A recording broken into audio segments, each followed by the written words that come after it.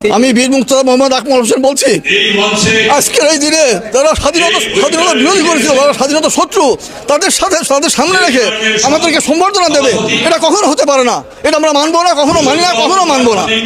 বড়ই পরিতাপের বিষয়, আজকে যদিও সে এমপি, কুমারখালী এমপি জামাত হতে পারে, কিন্তু সেই জামাত যারা স্বাধীনতা সংগ্রামে সম্পূর্ণভাবে বিরোধিতা করেছে, মা বোনদের ইজ্জত নিয়েছে, তারা বহু জনগণকে হত্যা করেছে, এরপরও আমরা স্বাধীনতা শক্তি কী করে আমরা এই শক্তির সামনে আমরা কী করে তাদের সাথে একত্রিত হয়ে সম্বর্ধনা নিতে পারি? এটা হতে পারে না। আমরা কখনো সে সম্বর্ধনা চাই না, সম্বর্ধনা নেব না।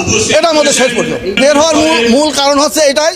এর মধ্যে থেকে একটা ছেলে হঠাৎ জামাতের সংগঠন, সে বলেছে যে আপনার 17 বছর আপনার শাসন করেছেন, এবার আমরা আসছি, আমাদের কাছে আমাদের শাসন ছেড়ে দেন। আমরা ওকে পালি এখনই ওর গলা থেকে ওর মুন্ডটা বিভক্তি করে দিতাম। দুঃখের বিষয়, তাকে খুঁজে পাওয়া যাচ্ছে না। আমরা এই জন্যই এখানে থাকতে চাচ্ছি না।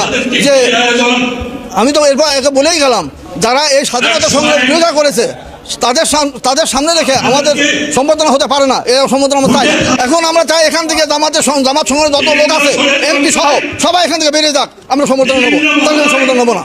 আমি বীর মুক্তিযোদ্ধা সোলাইমান হোসেন জোয়ারদার। আমি 71-এ মুক্তিযুদ্ধে অংশগ্রহণ করেছিলাম এই দেশের স্বাধীনতা, মুক্তিযুদ্ধের চেতনা বাঁচায় রাখার জন্য। কিন্তু আজকে সেই চেতনা নাই।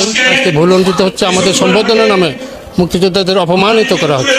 এখানে জামাত, এখানে শিবিরের লোকজন আজকে আগত হয়ে আমাদের মুক্তিযোদ্ধাদের অপমানিত করেছে, অত্যন্ত দুঃখজনক এবং বেদনাহত কণ্ঠে আমি বলতে চাই, এদের এখান থেকে বের করে দেওয়া হোক।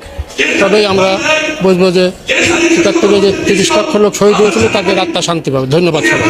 আজকের 26 মার্চ স্বাধীনতা দিবসের প্রাক্কালে এখানে যেহেতু কুমারখালী খুকসা এটা জামাতের সংসদ সদস্য এবং ওনারা, আমরা কামনা করছিলাম না ওনাদের কাছ থেকে আমাদের গিফট দিতে হবে, তারপরেও সংসদ সদস্য আমরা মেনে নিয়েছি।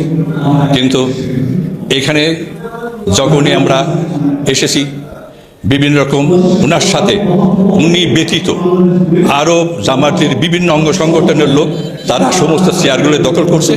আমাদের কোনো যোদ্ধাদেরকে কোনো বসার জায়গা তারা দেয়নি, আমরা বসতে পারিনি। পরে আমরা এদিক ওদিক আশেপাশে আমাদের চেয়ার দিচ্ছে, সে অবস্থায় আমরা বসেছি। ইতিমধ্যে একজন মুক্তিযোদ্ধার সন্তান বলে সে দাবি করে, সে এই হাউসে সে হলো মুক্তিযোদ্ধার সন্তান, আবার তার সন্তান হলো জুলাই যোদ্ধা।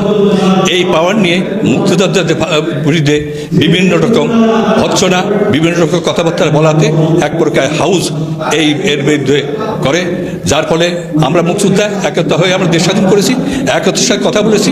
সেই সাথে